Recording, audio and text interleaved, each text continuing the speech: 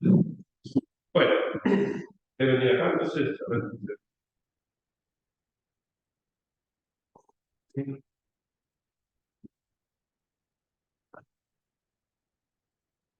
ah,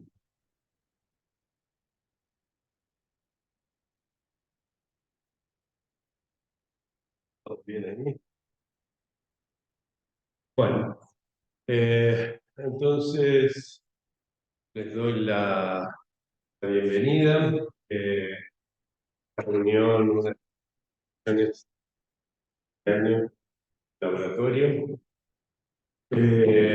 Como les anticipé la vez pasada, eh, hoy contamos con la presencia de la Cortinos, que había propuesto retomar un tema que nos interesa a ambos desde tiempo y que usaba también hacía, que he escuchado en ocasiones, en varias ocasiones, hablar sobre el tema, que es el problema planteado ¿sabes? Para ver si arroja alguna luz sobre el problema de las posiciones interflexivas que tenemos. Así que, bueno, Ignacio, y aquí lo tenemos. Vamos a escuchar. Bueno, hola, ¿qué tal? Gracias, Ricardo, por la presentación. Eh, con Kant, bueno, eh, eh, pero después charlando ahí con Gerardo, un par de mensajes, bueno, ¿por qué no? Así que me embarqué en la lectura de Chávez, para algo que está responder a nuestra pregunta. Sí, va. Gerardo en su momento me decía, bueno, estaba si yo lo había escuchado a Germán, ese texto y cómo estaba, ¿no? Estaba en relación al psicoanálisis. Tuve la oportunidad de poder escuchar en varias ocasiones y una que yo pude conversar en su momento, traté de hacer un rastreo donde Germán había estado acerca del texto donde trabaja. Después lo vuelve a trabajar, vuelve a plantear en pasajes y en otro texto, viendo, ya te digo bien, es el texto La invención del analista o la suspensión del buen. A ver, Germán está en este texto, vamos a decir, plantea una lectura sobre el conjunto de las facultades siempre en relación a la posición de la escuela del psicoanálisis, en relación a la universidad. Él hablaba de un nudo que era universidad, instituto, escuela. ¿Sí? Parece bastante. Ahora, por ejemplo, en un reportaje, en una entrevista que se encuentra en internet, en mayo del 2004, que hace Ángel Fernández y Ricardo Bianchi, ahí Germán va a tomar el texto de conflictos para plantear justamente la posición del psicoanálisis respecto al aparato universitario. Va a plantear como oblicuo.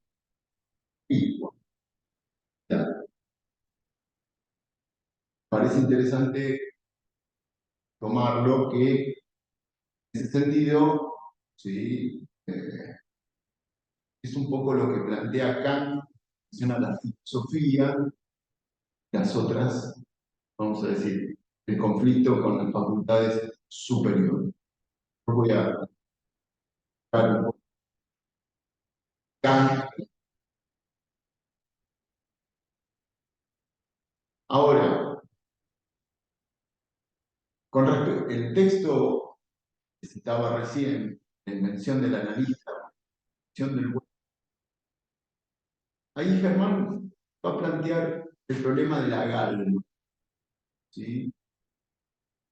El valor agalmático del psicoanálisis. ¿Cuál es el valor agalmático del psicoanálisis? Digo, que no responde exactamente a esta pregunta, pero sí plantea el problema que quizás nosotros podamos, tanto participamos en la vida de la escuela, planteamos esa pregunta, ¿cuál es el valor agalmático? Ahora, el texto que les envié, ¿sí?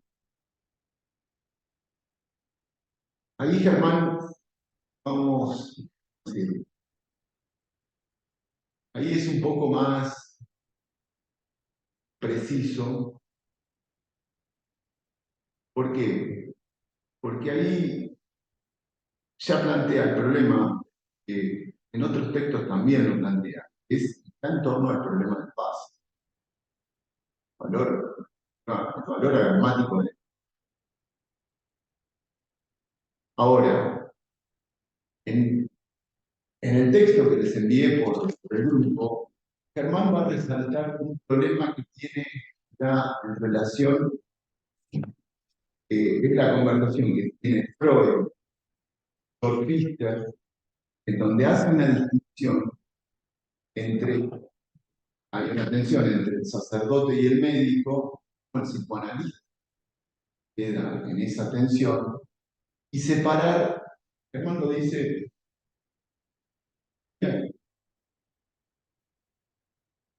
una tensión entre el sacerdote y la tensión. ¿Cuál es la tensión? Leyendo El conflicto de las facultades, bien, creo que puedo entender un poco más esa idea. Pero me interesa resaltar esa distinción. Freud, en la correspondencia con él, pone al psicoanalista entre el médico y el sacerdote, y médico y sacerdote. Y que eso está en relación con el conflicto de las facultades, que Germán, es que Freud debe haber leído conflicto. Hay una cuestión más que a mí me pareció importante traerlo, ¿sí? Plantearlo en la perspectiva de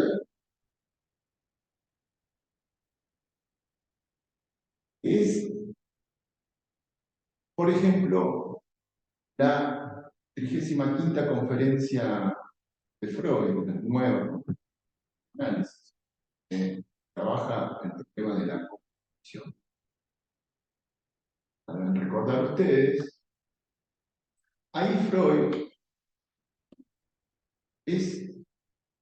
va a decir, el psicoanálisis no tiene una cognición, ¿sí? Y subsume, vamos a decir, que los aportes del psicoanálisis están en relación a aportar algo a lo que en la traducción de Cien Amor Roto lo llama cosmovisión científica. Puede aportar el psicoanálisis, aporta a la cosmovisión científica. Hay un libro de Friedrich Stadler que se llama El Círculo de Viena, Empirismo Lógico, Ciencias de Política, fondo recomiendo, ¿sí? Que justamente Stadler trabaja, vamos a decir, las interacciones discursivas de aquella época de principios del siglo XIX, pico, cómo era la vida intelectual, la vida de la en la Viena de Freud. Viena y Berlín, había una relación.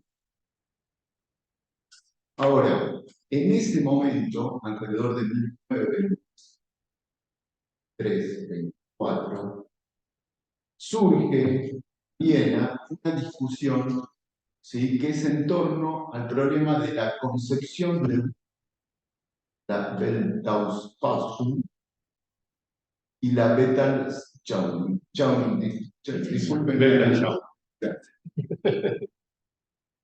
¿qué es la visión del mundo? La concepción del mundo, la concepción científica del mundo debía reemplazar, ¿sí?, la visión del mundo, la cosmovisión del mundo. El científico del Círculo de Viena mucho que ver con eso. En 1929, Otto Neumann, economista y un filósofo, tenía relación con el marxismo, no sé, vamos a decir, no era un ortodoxo, sino escribe por primera vez un manifiesto que se llama, 1929, La concepción científica del mundo, el Círculo de Viena. Es un texto, vamos a decir, que Freud debe haber leído, debe haber tenido. Ahora, hay un libro muy bueno que es una biografía sobre George Macari,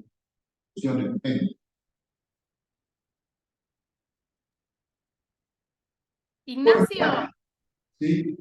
no, discúlpame. Estamos los que estamos en el. Se escucha muy entrecortado en el Zoom. ¿No hay posibilidad de mejorar el audio? Mejorar el audio. A ver.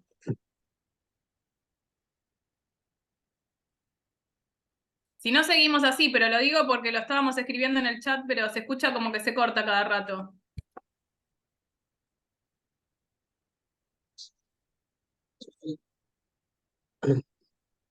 No, me parece que es un rectal. A ver, con esto se escucha mejor así. Diana, ¿se escucha mejor así? Sí, sí, sí, está bien. Lo digo para ver si se podía seguir un poquito más lo que está planteando Ignacio. Gracias. Hola, ¿ahora se escucha mejor? Sí, un poco mejor, sí, sí, sí. Vale. Gracias. Diana, gracias. Bueno, entonces el texto, el libro es George Macari, Evolución, cuenta cómo ciertos discípulos, Freud, según ya tercera, de ellos Robert Butler, en donde empiezan a presentar trabajos por fuera de la internacional, de la institución que ya había, en donde sostenían que el psicoanálisis podía ser una competición. Entonces, esa conferencia, justamente, ¿no?, es donde Freud acomoda la tropa, vamos a decir, ¿no? Entonces, voy a pasar al texto de Kant. Dos o tres cuestiones, no voy a hallarme sobre todo el libro de Kant, para texto que tiene ocasiones, texto que me he puesto a escuchar algunas clases kantianas, para que dicen, son muy cristianas, son como para recién poder, bueno, yo eso no lo tengo estudiado ni leído, pero igualmente, bueno, sapere aude, haré un texto. Entonces, cito a la máxima de la filosofía de la revolución, ¿no? Sapere aude, ten el coraje de salir de la, ¿no? A ver, el conflicto de las facultades es un texto de 1798. Tiene una primera parte que es el conflicto de las facultades de filosofía y teología. La segunda es el conflicto entre la facultad de filosofía y la de derecho, donde Kant ya plantea el problema, se pregunta si el género humano haya no. Y la tercera parte es el conflicto de las facultades de filosofía y medicina. ¿Sí? ¿Por qué hay un conflicto? Porque para Kant el poder anímico, ¿sí? La razón, está en la posibilidad de dominar los sentimientos patológicos. Ahora, este texto, libro que es una compilación, texto que él ya había escrito, ya tenía, es en respuesta a algo que recibe Federico Guillermo II, rey, con el cual él tenía muy buenos términos, estaba en muy buena relación. Le llega por un libro publicado por Kant, que se llama La religión dentro de la razón, ¿sí? Le llega un rescrito, en donde se le reprocha abusar de la filosofía y deformar y profanar algunos principios capitales de la Sagrada Escritura. Se le exige publicar y se le combina a no volver a escribir con esa actitud.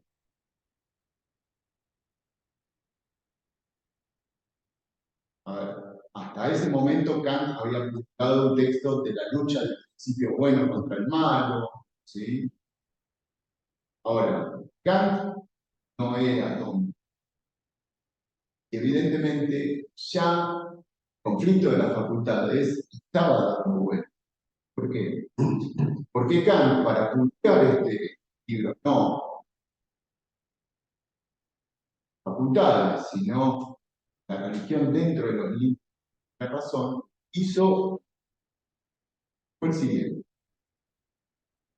Para publicar en aquel momento, ¿sí? Uno tenía que mandar al arbitraje facultad que correspondía para que o lo censaran o le dieran el imprimo, es decir, que lo podía imprimir.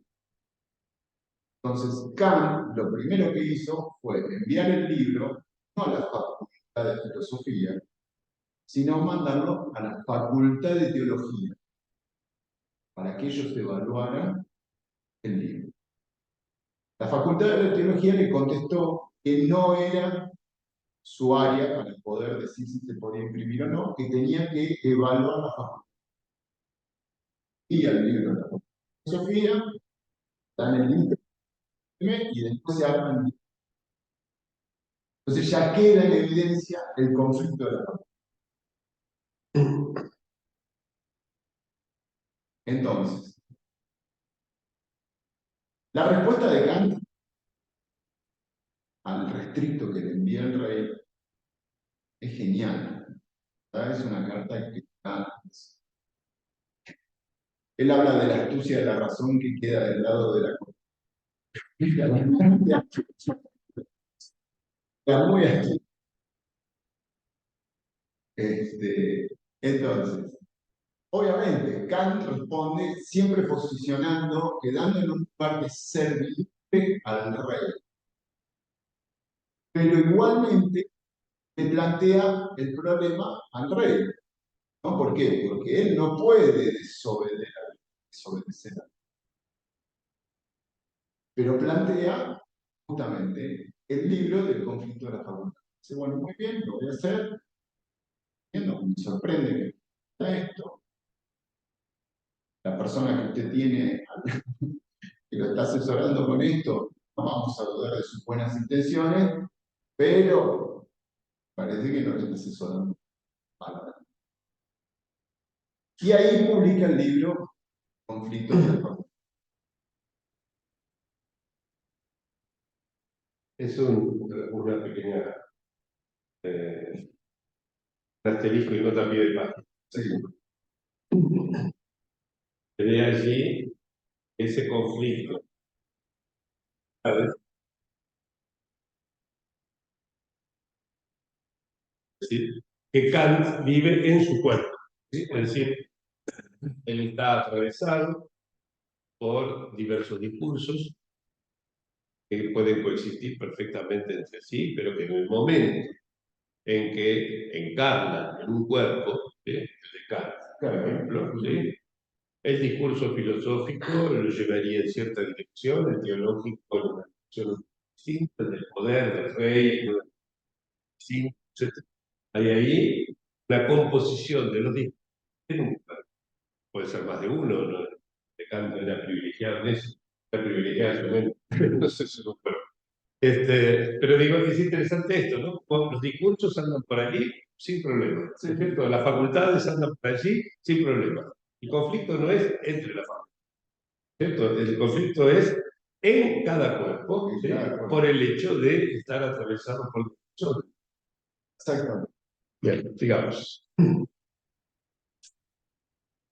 En ese sentido,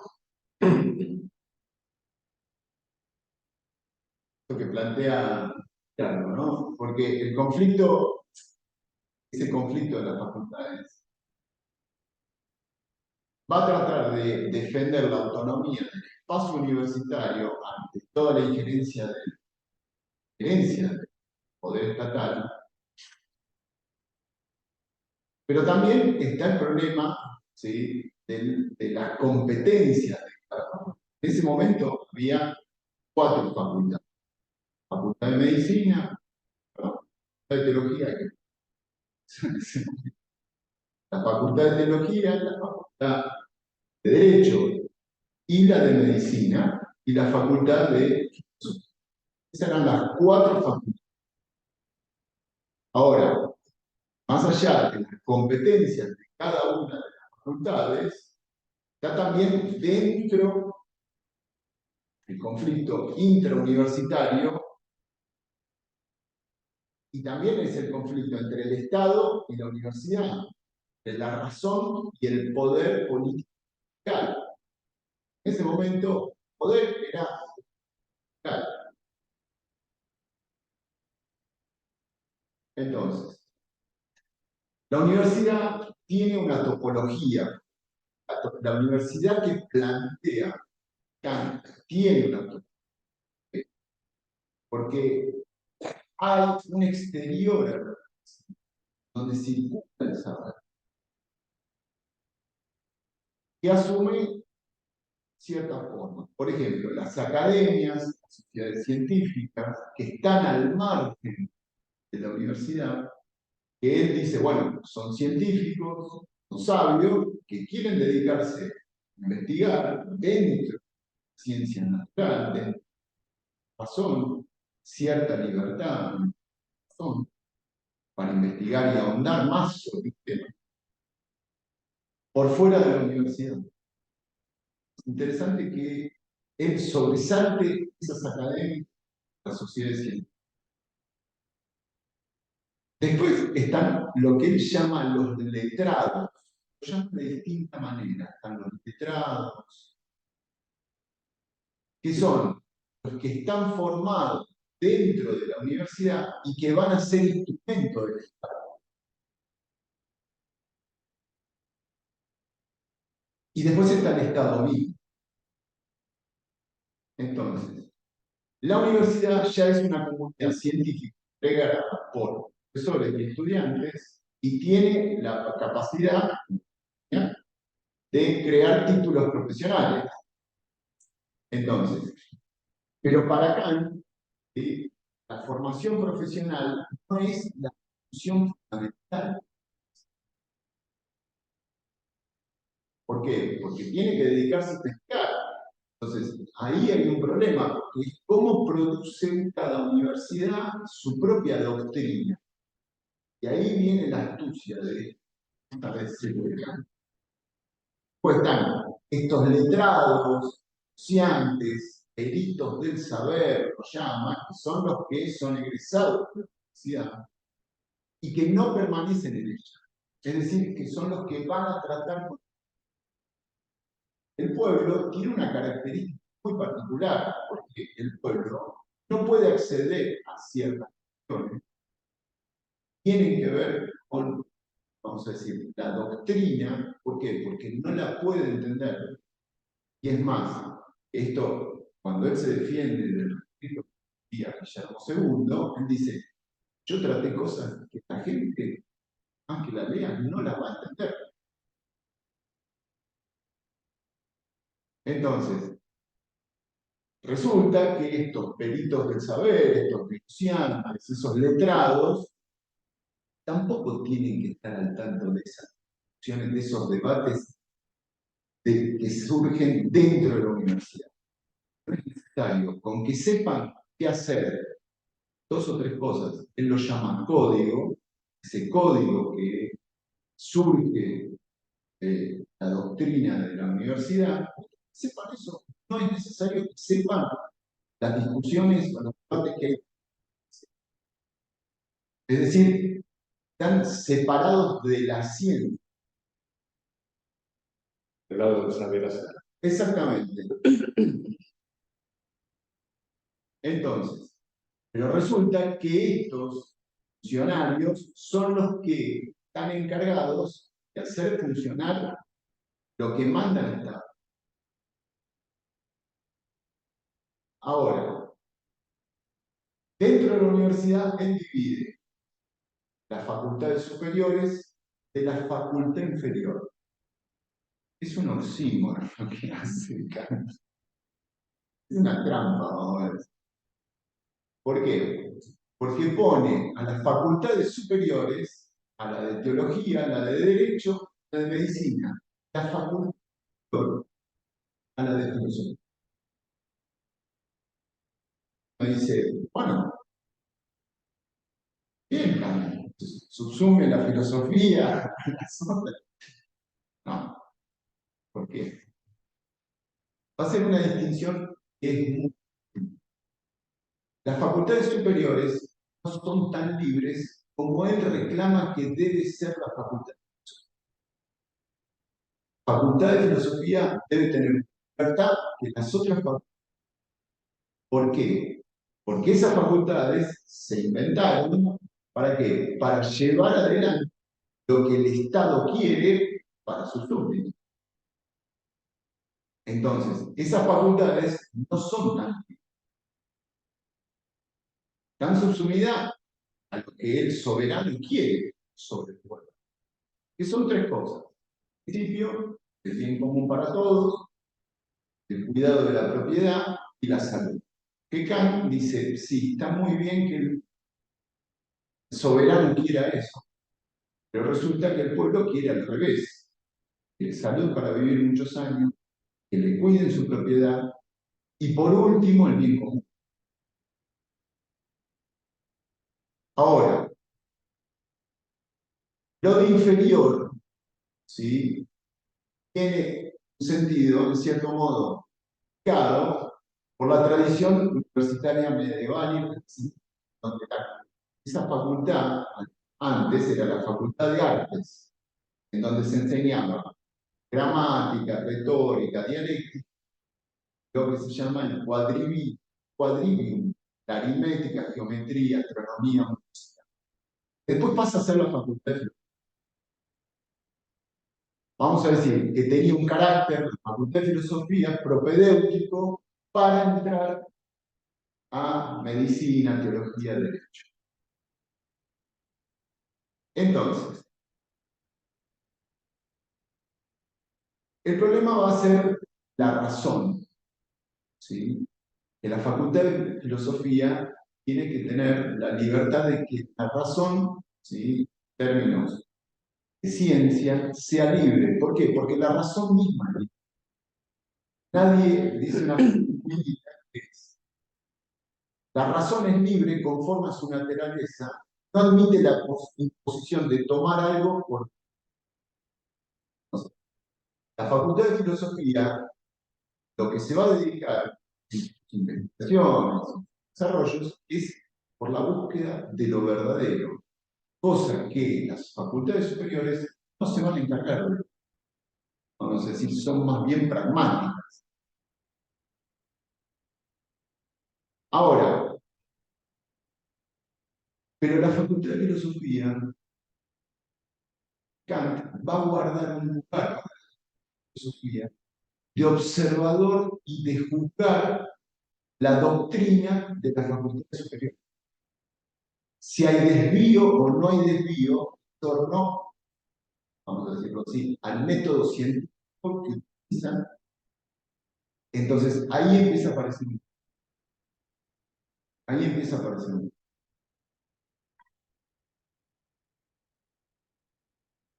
Hay dos conflictos. Yo, para ir redondeando, es importante que resonaba en torno a... Kant va a plantear dos conflictos. Un conflicto que es ilegal y legal.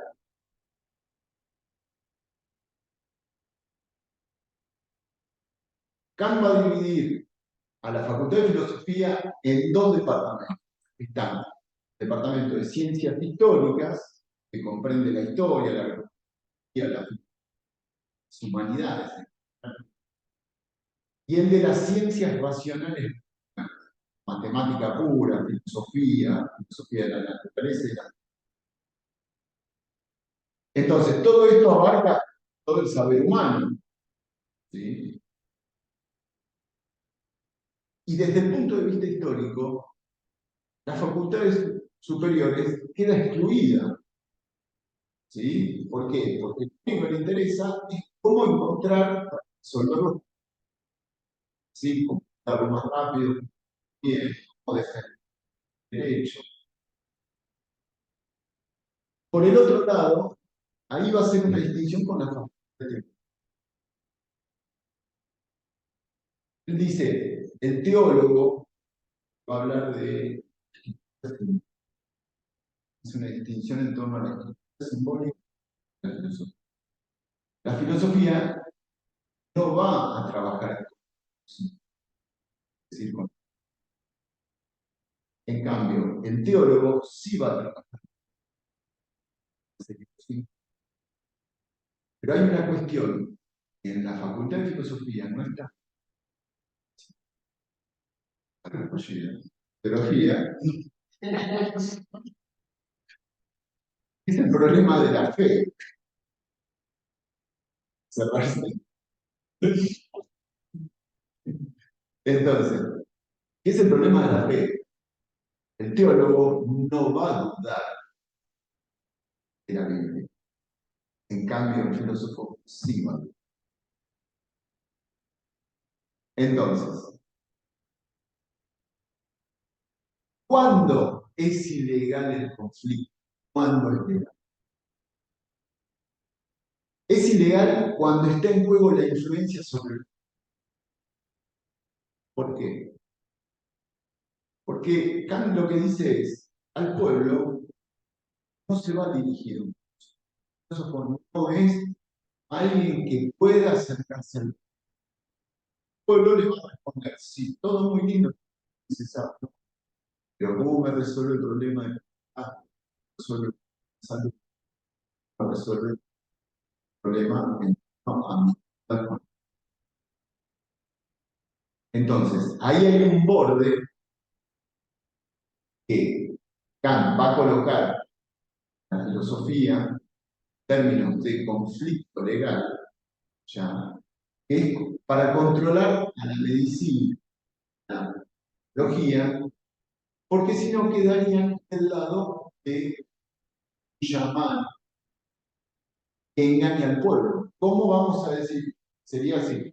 ¿Cómo le damos sustento científico a lo que va a ser letrado? Ese cuerpo, ¿no? Es decir, Sí.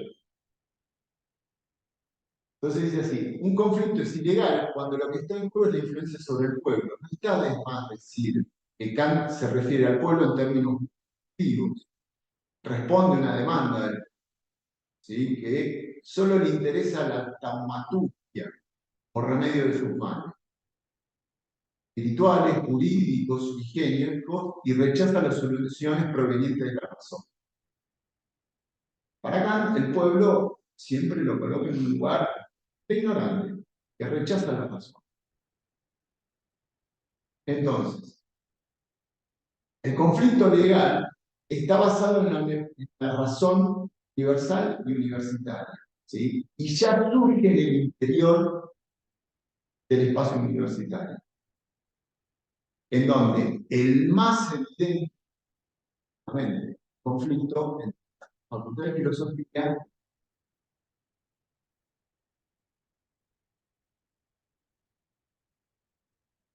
entonces, ahora, Kant lo que le propone Soberano es que este conflicto, el legal, no debería implicar la propiedad.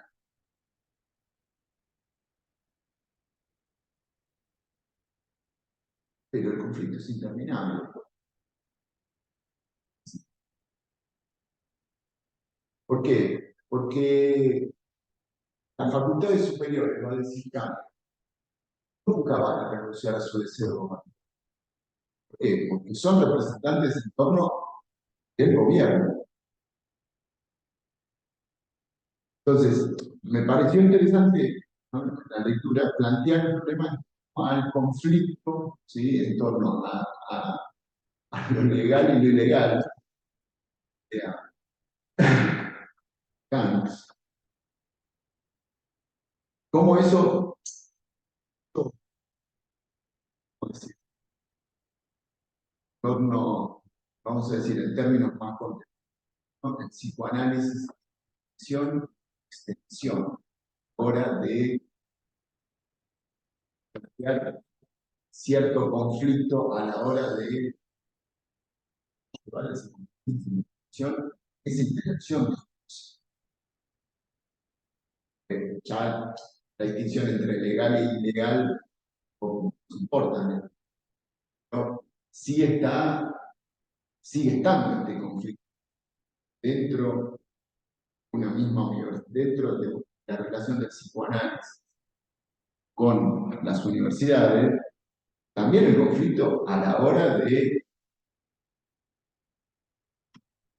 transmitir el psicoanálisis fuera de las instituciones, la discusión padre, porque sé que venimos trabajando este año, es esa interacción, vamos a decir, pero ahora, no es sin conflicto. ¿Sí? Acá. Bien. Bueno, dejo mucho. Creo yo que la noción de conflicto refleja muy bien lo que venimos viendo en términos ¿no? Creo que es una noción así pensada, digamos, la noción de conflicto. Parece que rescata cierta relevancia que la noción de conflicto pierde cuando pensamos en análisis ¿no? Me parece por otro lado. Y creo yo que tal vez ese imagen tan caro a choque de dinámica. Si bien es superable, vamos a placer la temática, creo yo que es insuperable cuando pensamos en términos de que cada cuerpo hablante es dos. Que la idea de que un cuerpo hablante tenga solo de este inscrito, en su caso, que al abstracto no siempre están de manera presentes, múltiples creando formas, también así hace un tiempo, formas no freudianas de malestar. Las formas del malestar, que son malestares culturales, evidentemente, no existen por fuera de la cultura, y que sin embargo no responden a la lógica de búsqueda de lo fundamental, el conocimiento que era el clave, que ya lo criticamos en su momento, por elitista, ¿no? Bueno, de lo que mencionabas, bueno, o sea, para retomar, pero hay que me gustaría discutir con vos, a ver si estás de acuerdo.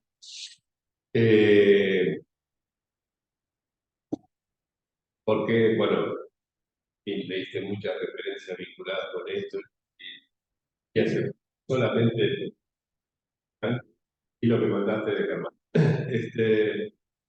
Pero me quedé pensando en esta distinción entre las facultades superiores que tienen este carácter de servidores del amo por medio de un saber hacer que no necesita interrogar, si decirlo, y una facultad inferior, pero que al mismo tiempo tiene la autoridad como para poner en juicio los saberes o ese saber hacer de las facultades superiores, con ese carácter que me gusta llamar iconoclasta, digamos, siempre la prevalencia de la razón. Es decir, que no está obligada a aceptar ninguna verdad, sino que tiene que someter todo a juicio de la razón. Y pensaba que quizás esta distinción entre las facultades superiores y la facultad inferior que plantea Kant se puede reconducir a algo que estoy viendo algunas reuniones atrás a partir de un par de referencias que salir la imprenta, digamos. Que era la relación oblicua, digamos, entre el saber y la lógica. ¿Sí? ¿Se acuerdan que yo les decía que el saber naturalmente permite formar una jerarquía, digamos, hay quienes saben menos, quienes saben más, ¿no? En cada área del saber se pueden formar jerarquías de saber, etc. Pero que la lógica tenía de vuelta este carácter iconoclasta en el sentido de que no se deja mezclar por representantes de la sabiduría, lo somete al juicio de la razón, etc.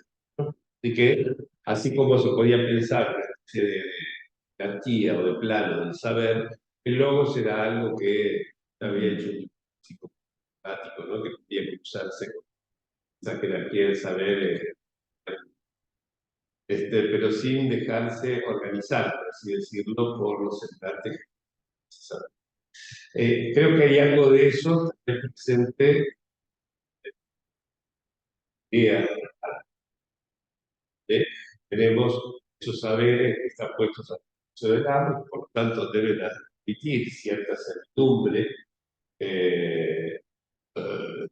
como brazos, por así decirlo, al servicio del amo, el sociológico, el derecho y la medicina, mientras que la filosofía tiene ese carácter, ¿no?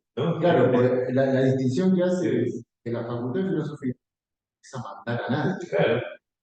Esa, Y en este sentido, tiene ese carácter no dominial que tiene el discurso, ¿no? Por eso yo creo que en este sentido, en este aspecto, en este asunto propio de las luces, ¿no? Llama Lacan en la etapa de sus escritos, es que se puede encontrar cierta afinidad entre un discurso filosófico y claro, en ese juego. Por más que Lacan diga, bueno, nos ocupamos más bien de la antifilosofía. Pero yo creo que se ocupa de la antifilosofía en el sentido de que es la filosofía lo que le gusta. Parece una cosa absurda, sino más bien ese carácter inquisidor que tiene, ¿no? De interrogación constante. Esta es una de las cosas que me evocó no solamente tu comentario de Kant, sino una de las que que Kant en el conflicto de la forma, ¿no? Y pienso yo que, además de las referencias estas del seminario 14, podemos poner en línea esto, algo que yo había preparado para la reunión de hoy sin saber el contenido de tu charla, que es un que dice Lacan en el psicoanálisis razón de un fracaso, que es la segunda vez que él va a hablar en Roma. La primera es la del 53, 67 razón de un fracaso, y la tercera es la que... Claro. Ahí en la segunda, psicoanálisis razón de un fracaso, que está traducida en los otros escritos, dice en la página 368, algo que me resultó muy interesante, de vuelta para pensar cómo se da esta relación, el saber y la lógica con nuestros conceptos, ¿no? Lacan venía muy irritado, podríamos decir, por el rechazo frontal que había recibido su propuesta del pase ya poco tiempo antes en París, ¿no? La Revolución del 9 de octubre del 67, etcétera, ¿no? Fue recibida con un no, fundamentalmente por los como llamaba, ¿no? Los C1 escuela. Y en ese clima de cierta presencia bélica, va a hablar en Roma sobre la razón de un fracaso. Y en ese contexto dice, esto me pareció interesante, se refiere dice así, a la inepcia exorbitante tolerada en un texto siempre que esté firmado por un psicoanalista reconocido, ¿no? Primera, ¿no? O sea, si lo firmó Montoto, pero si lo firmó alguien reconocido, ¿sí? Es cualquier inepcia, ¿sí? Contener esa firma, ¿sí? Es tolerada en... Y dice Lacan, y eso adquiere su valor cuando yo la cito, ¿no? Dice un poco más adelante, el joven psicoanalista la verifica, se verifica esa inercia exorbitante, ¿no? Que hasta ese momento era tolerada por el psicoanalista reconocido, y confiesa, el joven psicoanalista, el que la verifica, confiesa que la primera vez leyó el plausible por ser de un autor serio. O sea que se ve claramente cómo ese fragmento de saber, que era ese pedacito de S2, ¿sí? Se apoyaba exclusivamente en el S1, que era la firma de la pronunciación, ¿no? O sea, se ve cómo se sostiene el S2 en el S1. ¿Sí? Esto es lo que la estructura, el corazón de la estructura universitaria, S2 sobre S1, ¿no es cierto? Sigue, ¿eh? Hay un pedacito. Confiesa que la primera vez leyó el texto como plausible por ser de un autor serio, es decir, no lo sometió a la crítica de la razón, no lo pasó por el tamiz del logos, ¿no? Sino que lo aceptó como verdad incuestionable simplemente el dice uno del papel, ¿no? Y dice, no hay momento de la infancia, sigue acá, no hay momento de la infancia que conozca un estado tan delirante de deferencia por los mayores que digan lo que digan son disculpados. Es tremendo, es tremendo. Esto me parece que es uno de los referentes más claros, ¿sí? Para pensar lo que Lacan había dicho en el 53, la primera vez en Roma, cuando hablaba de la IPA produciendo un estado de minorización perpetua. ¿Ok? Pero en ese sentido, bien al saber. Sí. Exacto, porque esa fórmula, que es la clave que es la ilustración, ¿no? de Kant, ¿no? El atrévete a saber, ¿cierto? Aunque comentario al margen, Rorschach lo lee de una manera crítica, muy interesante en Lacan Revisión. ¿Sí? Lo recomiendo, ¿sí? Texto que traduje por completo y que Peiró decidió no. Bueno, pero acá pero sí, que quiere. El texto de Rorschach es una delicia total. Pero bueno, la propuesta de Kant, ¿no? Atrévete a saber, ¿cierto? Aún con la crítica de Rorschach sigue teniendo validez. Es atrévete a saber, ¿sí? Pero en el sentido de atrévete a pensar. ¿Sí? O sea, no a que te tomas todo el saber que puedas encontrar en las bibliotecas y que vas a seleccionar en función de las firmas, los artículos, más que sean ciencias exorbitantes. ¿Sí? ¿Ok? Sino por el hecho de someter cada uno de esos saberes, ¿sí? A la crítica de la razón. ¿Cierto? ¿Sí? En ese sentido, atreverse a saber críticamente. ¿Sí? Me parece que es importante. Y por otro lado, ¿sí? La referencia que hace Lacan aquí al delirio, ¿sí? Cuando dice, no hay momento de la infancia que conozca un estado tan delirante de demencia por mayores que diga lo que dicen los ocupados, ¿no? Me parece que tal vez no carezca de relación con ese último texto de Lacan, que es el tema del preso, lo loco, el delirante, ¿sí? Y dice que eso es lo que mostró Freud en el primer paso hacia la enseñanza.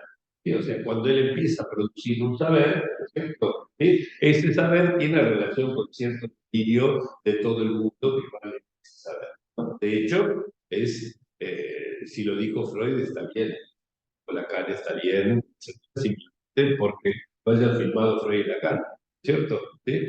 En general eran tipos que no querían abstinencia sexual, que nosotros debamos tolerar, ¿sí? Pero es cierto que también a tener una posición religiosa, ¿sí? Como respecto de estos hombres.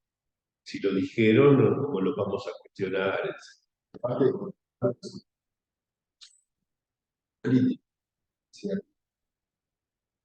cierto párrafo, cierto texto de Freud, sostener algo que a veces tiene sustento, o sea, que más vale más la crítica, ¿no? Sí, sí. Bueno, esto es una de las cosas que quería mencionar en relación con eso. Después, la otra cosita es, ya les había mencionado esto del sordio difuso mineralizador, que como quería decirlo. Bueno, acá, en la página 10, está un sordio.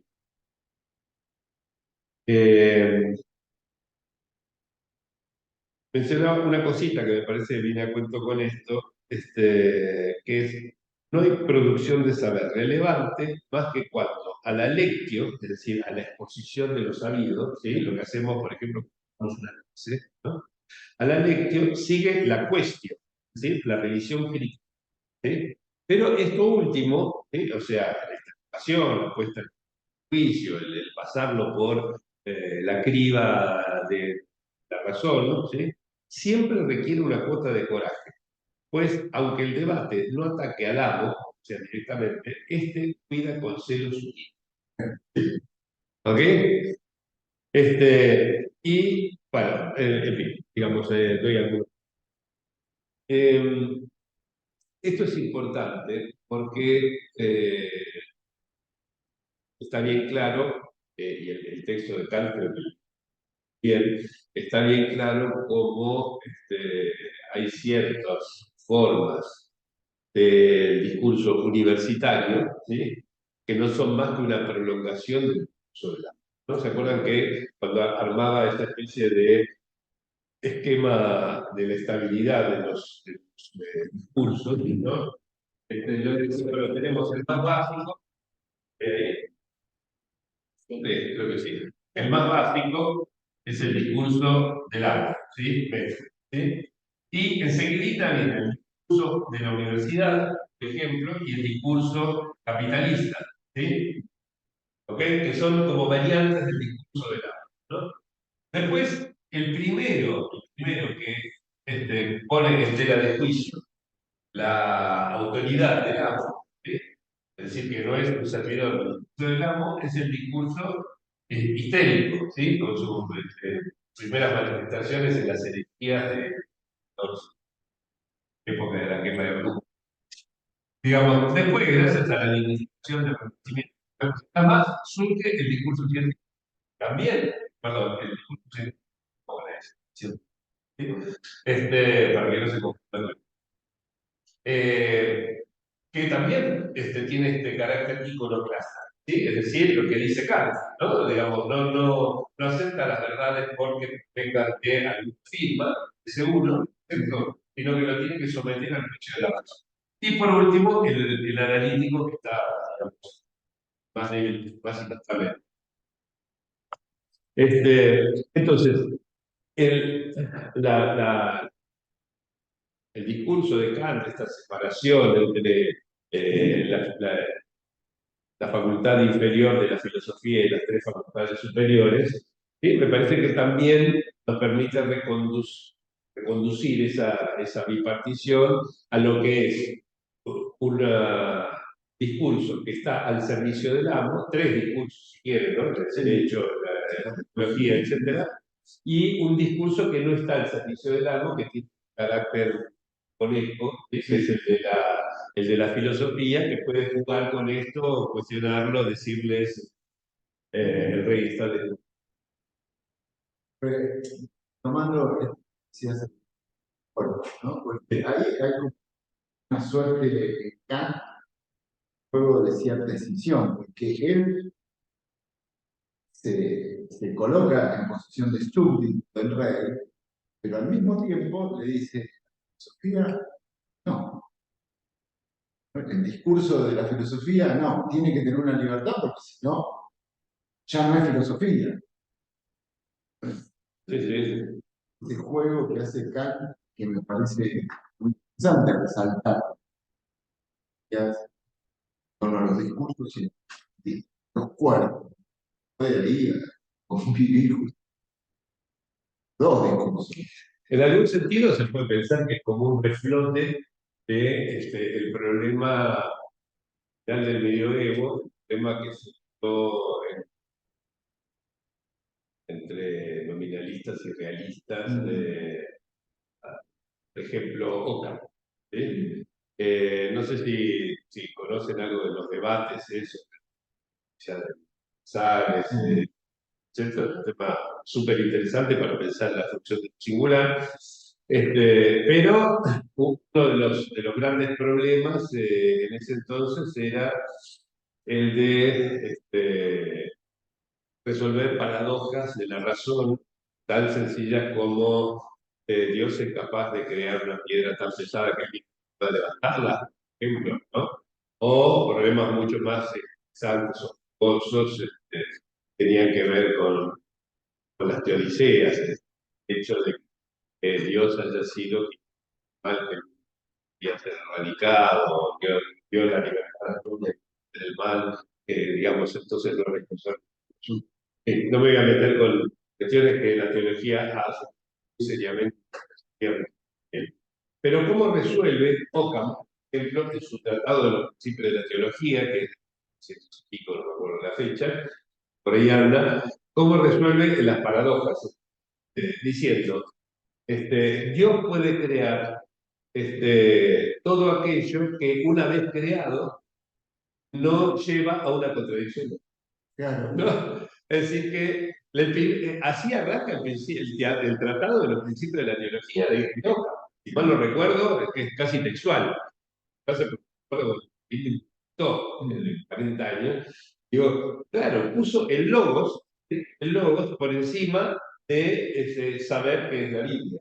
¿Cierto? O sea, todo ese saber, ese discurso religioso, tiene que estar por debajo del logos, ¿no? O sea que, digamos, el logos domina respecto al saber, todo lo podemos compartir, etc. Pero la razón tiene que estar por encima, ¿sí? O sea, no puede haber algo que esté encima de la razón.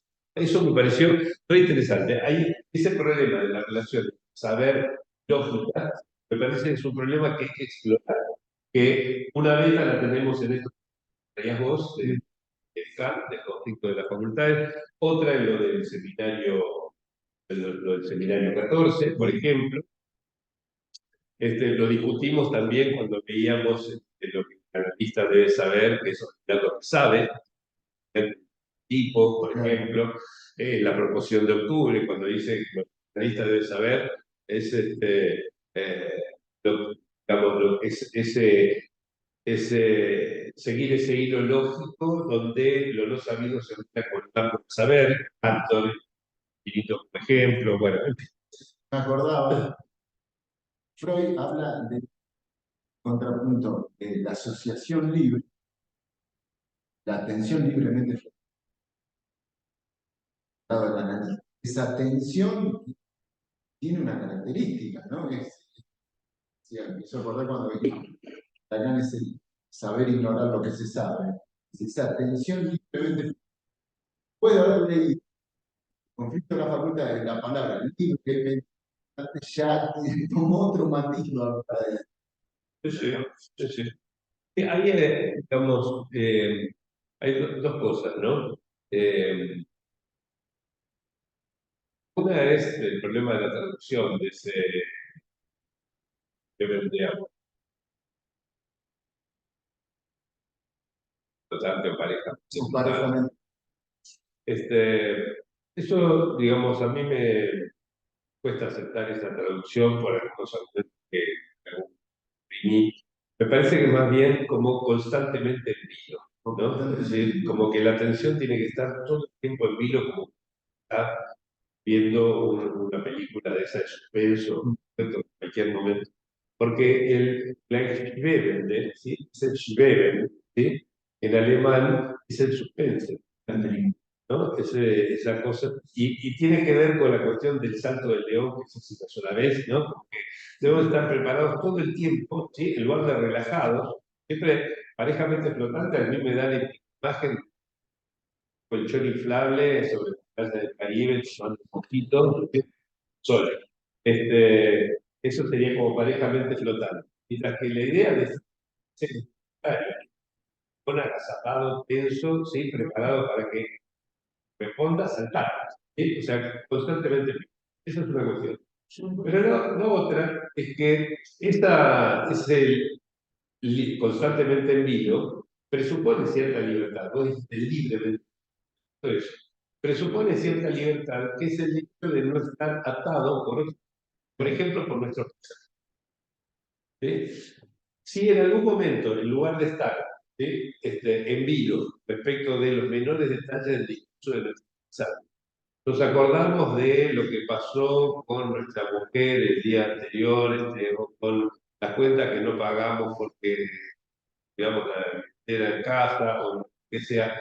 En ese instante, ¿sí? Se nos pasaron vagones de discurso del analizante y tal vez perdimos la ocasión que deberíamos haber aprovechado para interpretar.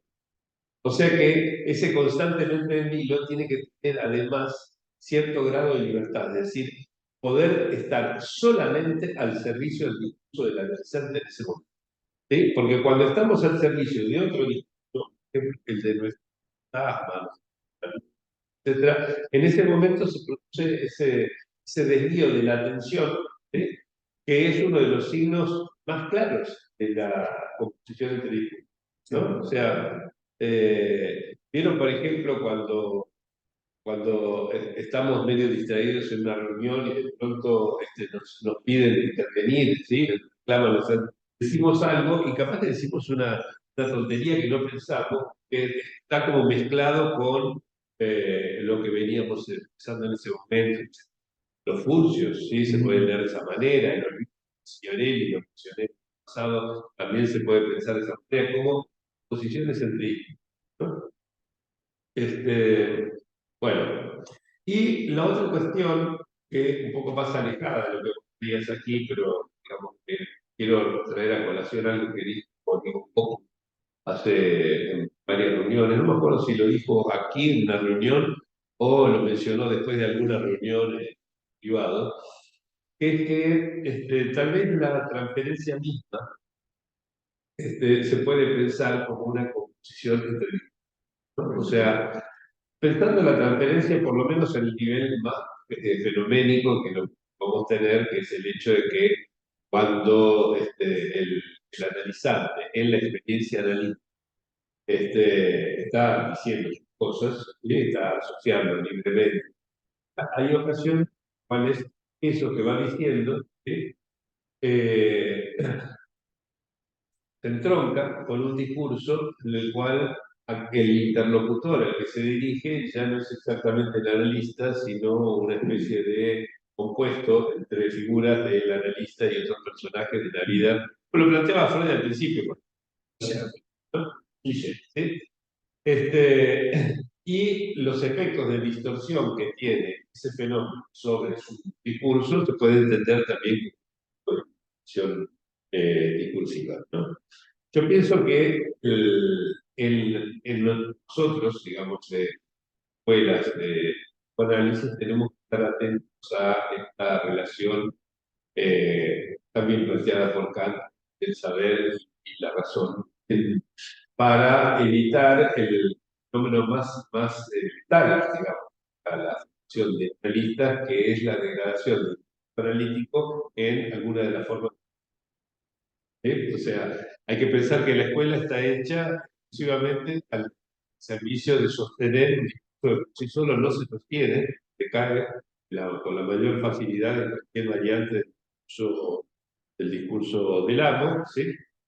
Este, y, digamos, el hecho de tomar, por ejemplo, determinados autores, como dice Lacan, ¿no? Como firmas de psicoanalistas reconocidos, y a partir de allí dejar de hacer uso de, del logos, es decir, de la potencia de la razón, para leer críticamente y para después de la lectura de que venga una cuestión, ¿sí? Es decir, un debate, etc. Eso puede transformar, digamos, en una secta. Todos se pasan sus chiboles, saber que pertenecen, ¿no?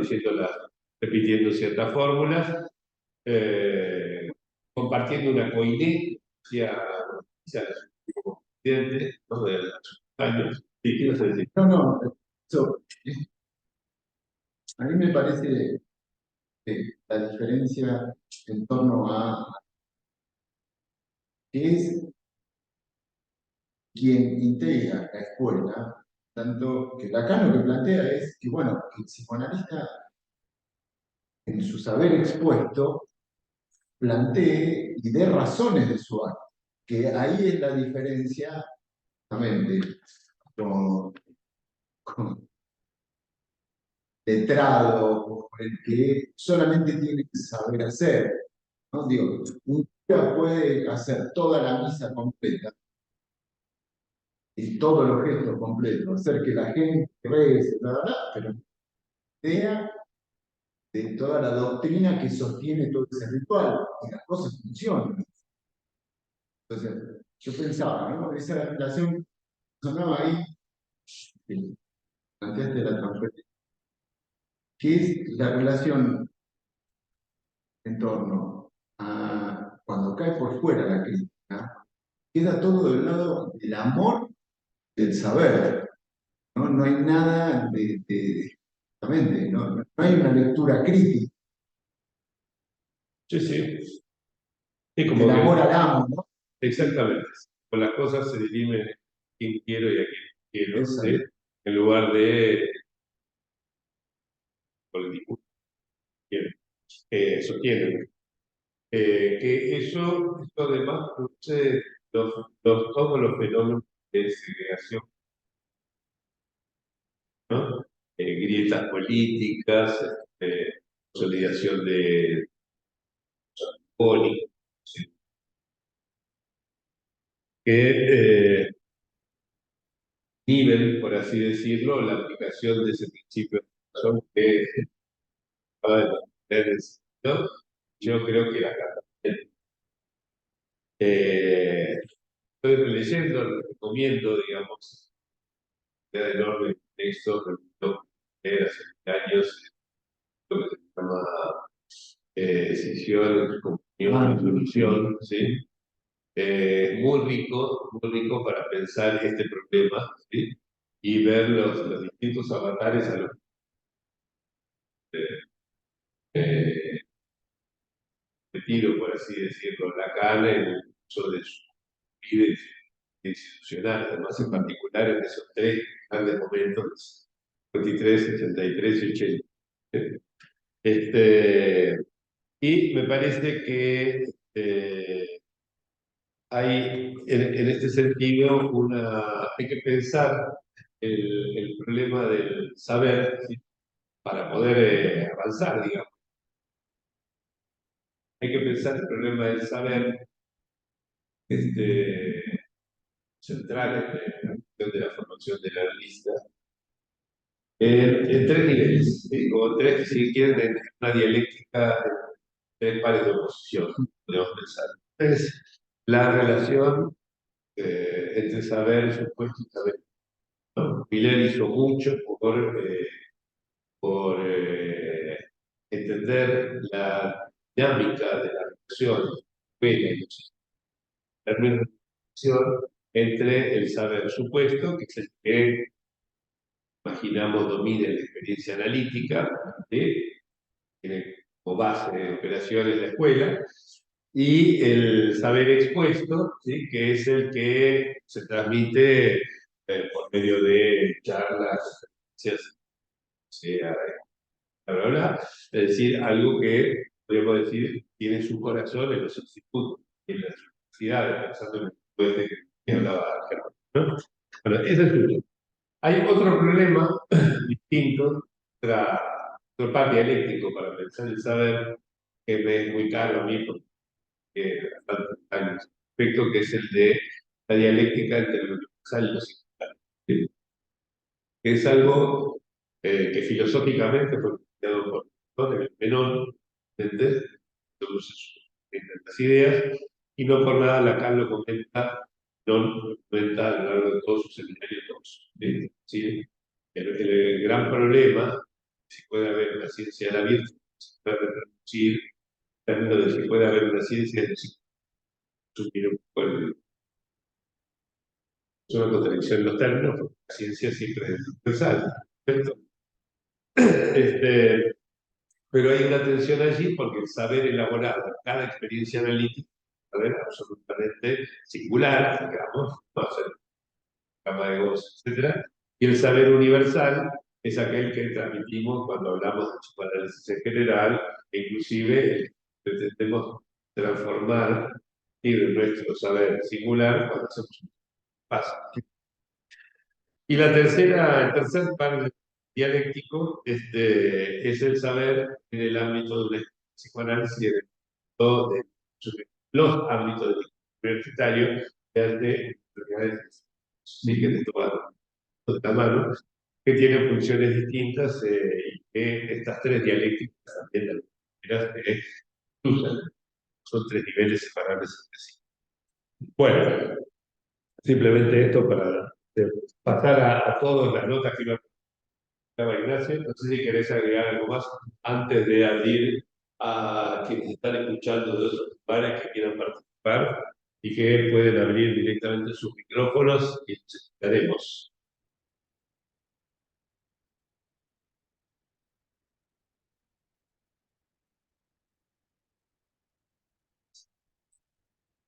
O de aquí también, de la sala también. Si quieren aportar algo.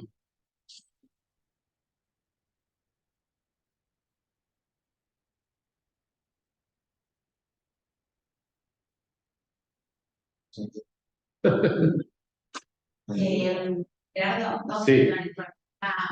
¿Cómo? Con esta referencia que estás no sé de qué año es. ¿Cuál? La última que leíste. 77. El psicoanálisis y razón del fracaso. Recordé a Borges, ¿no? Para todo esto y hacer referencias inexistentes. O sea, está en la página, tal apartado tanto de tal libro, y no existe. Un autor que no se mofa de La falsa referencia. las cosas que se ríe del autor, en realidad. No va a buscar algo. Sí, sí. La Es- enciclopedia de China. Eso, pero tiene más, además de- Terminal. exacto. Sí, nada. Sí, sí, sí. Eh, Por eso sacar. No se va a escuchar. Hablar de la nota Sí. y saber si algo de, por ejemplo, acumulativo, de más, ¿no? Sí. Digo, que cuando la lógica parece que tiene algo como de reducción, Ajá. estas dos cosas. Sí. Como contrapunto entre las dos. Sí, Sí. Bueno, sí, hay lugares en los cuales se combinan, por así decirlo, ¿no? Y momentos en los cuales el saber puede ir hacia una reducción, ¿no? Es decir, por ejemplo, no sé, estoy pensando en el ejemplo de la física, ¿no? Durante mucho tiempo se pensó que había un montón de fuerzas y dimensiones de lo más diversas, etcétera. Hoy en día se ve que son todas variantes de dos fuerzas, nada más. O sea, se ha llegado a 4 básicos, 3 de ellos unificados y solamente queda parte. Es decir, que ahí se produjo un fenómeno como fusión, ¿no? De una gran diversidad de saberes acerca de la electricidad, del magnetismo, la luz, etcétera, a una pequeñas fórmulas acerca de los campos fijos. Bueno, o sea que es cierto, digamos, que hay la pero esto tendencia lo dijo principal. esa reducción, Por eso digo, función de la lógica del saber. sí, lo hizo la lógica del saber, pero no sin un efecto de función del saber, el saber mismo. Es decir, que en determinado momento, es como lo planteaba, creo que Kuhn, cuando hablaba de eh, su teoría acerca de las revoluciones científicas, por ejemplo, que siempre las revoluciones científicas tienen que ver con descartar algo que nosotros queríamos, ¿no? Es decir, pensábamos, por ejemplo, que las cosas eran de cierta manera. Ahora sabemos, no sabemos, pero no demostramos lo nuestro, sino sí demostramos que estaba mal lo anterior, ¿no? Y en este sentido es como que se va desprendiendo de saber y dice, este saber ya no va, ¿sí? Tiene este carácter, ¿no? De cierta manera, sí, válido decirlo, la producción del saber, la producción discursiva de Lacan, era tomar esas cosas que quedan descartadas, ya le da una vuelta o en relación al saber o el discurso para el psicoanálisis. Eso que la ciencia ya no. Como retomar eso descartado, eso que quedó, que la ciencia dice, no, ya no es más así. El psicoanálisis, en ese sentido, bueno, Freud con el mito del tipo, un montón de cosas, lo utiliza para construir una. Sí, y al mismo tiempo tenemos el desafío eh, de cuestionar esos modos de formalizar el psicoanálisis para ponerlos del discurso del que estamos hoy. O sea, si no mal no recuerdo, en Causa y Consentimiento, Miller hablaba de la necesidad de un tratamiento del psicoanálisis. Llamábamos con Ignacio antes de empezar, ¿no? Porque puedo compartir una charla privada, mencionaba algo acerca de la preocupación de cómo la universidad ganan terreno las terapias cognitivos comportamentales, ¿no? Y todas las científicas, ¿no? Y que, bueno, digamos, hay que poder responder cosas, hay que poder responder, conversamos. Yo decía que además me parece que hay un problema que el psicoanálisis afronta desde adentro de sí mismo, solamente del exterior, es un exterior medio éxito. Casi os recordaba el hecho, subrayado también por Miller, de que esas terapias prueban el psicoanálisis, han vivido el psicoanálisis, ahora compiten. Yo digo que hay un riesgo todavía mayor, cierto anquilosamiento.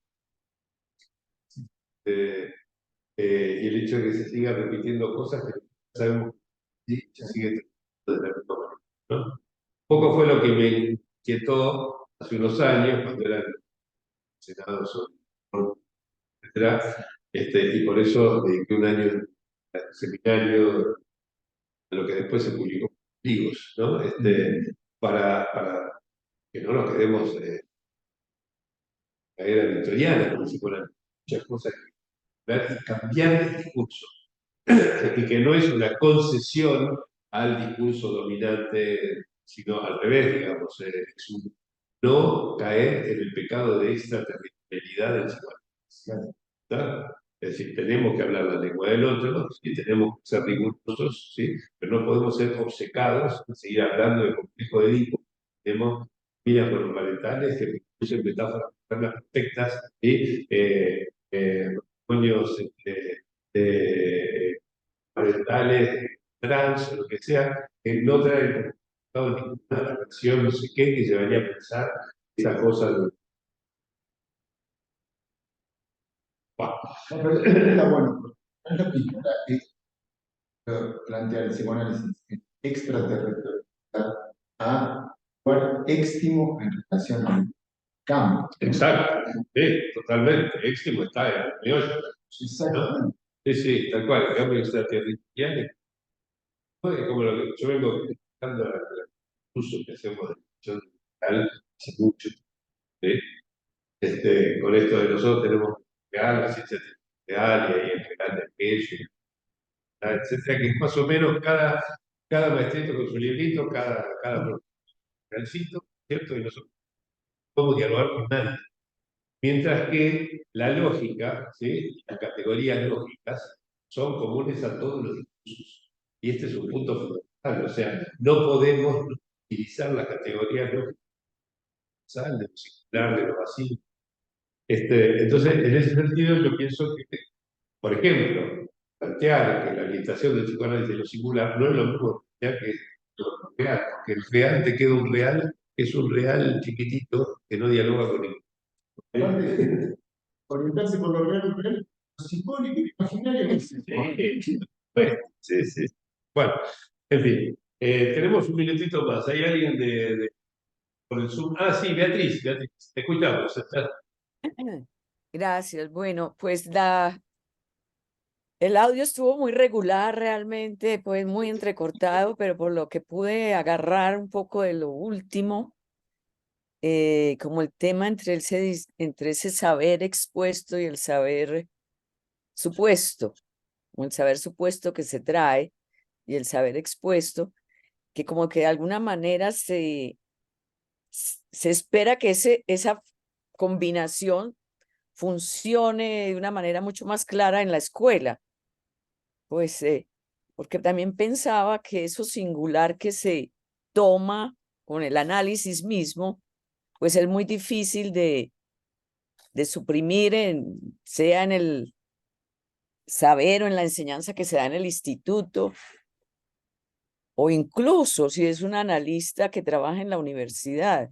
Es decir, pienso que es muy difícil que eso quede por fuera. A no ser, claro, se puede dedicar a las citas y se puede dedicar a la cosa enciclopédica sin formular ninguna pregunta particular. Pero sí siento que hay unos límites muy difíciles, incluso con los institutos. Sí, tú decías ahora, bueno, está el instituto como en el medio, como entre universidad, escuela. Bueno, no sé si podías darle una vueltica más a eso. Tal vez sí, en este punto. Está muy bueno, te agradezco el comentario.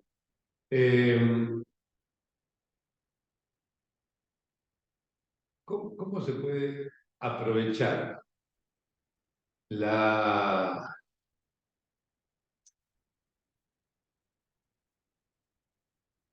la oblicuidad del logo respecto del saber para evitar el uso teológico universitario del saber psicoanalítico en la transmisión que se hace tanto en la universidad como en la ese parece es un problema fundamental. Es un problema fundamental que además forma parte del problema de la enseñanza del psicoanálisis. La enseñanza del psicoanálisis es un verdadero problema que podemos leer, entre otras cosas, en términos de concepciones.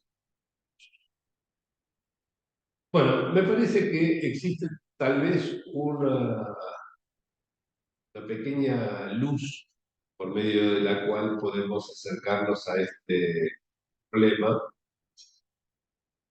que es el de el docente de psicoanálisis, la necesidad de que el docente de psicoanálisis haga docencia del psicoanálisis, haga transmisión de lo que sabe, ¿sí? En la medida en que ha hecho suyo ese saber.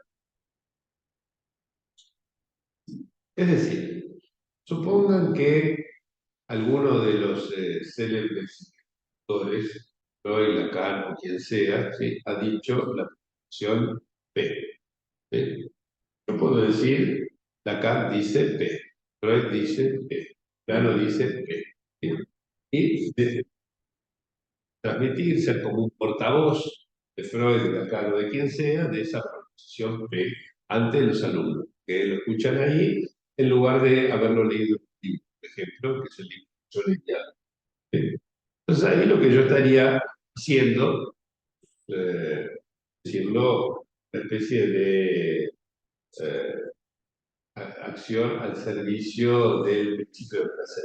¿Sí? Es decir, que tengan que tomarse el menor trabajo posible para acceder. Distinto, me parece, lo que ocurre cuando yo me enfrento en mi soledad como docente con la proposición P. Le interrogo, la cuestiono, ¿sí? Le busco los pelos, ¿sí? Lo discuto con otros. Y en cierto momento digo, la verdad, Freud tenía razón. ¿Sí? La verdad, Lacan tenía razón. Es así. ¿Sí? Y solamente a partir de esa condición, ¿sí?, es decir, de haber pasado la proporción P por el filtro de razón, ¿sí?, es que yo lo transmito. Ahora, cuando yo lo transmito, no necesito decir que lo dijo Freud, lo dijo Lacan. ¿Entiendes? ¿Sí? Porque ya es mío. ¿Sí? Por supuesto, no voy a ser un plagiario si lo dije yo, ¿no? Es mi especialidad de programa. Pero digo, lo que no necesito es apoyarme en la unidad según para transmitir ese saber.